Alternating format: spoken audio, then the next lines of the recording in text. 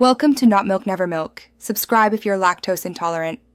You start by confirming your environment and requirements so installation goes smoothly. Check OS and free disk space. Make sure you have admin rights if required. Next, pick the installer type, system installer for full integration or a portable ZIP if you want no system changes. Once decided, optionally sign into Microsoft or GitHub to enable settings sync.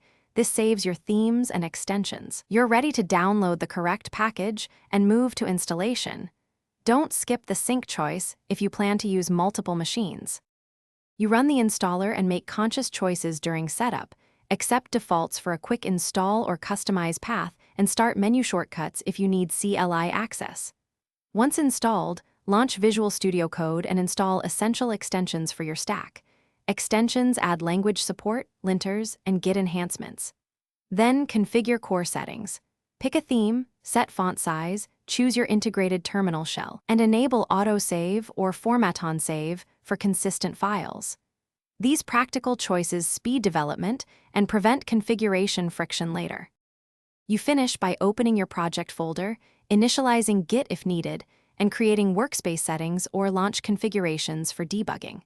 Test the terminal, run a simple build or run task, and confirm extensions are active. If something goes wrong, first restart VS Code and reload the window.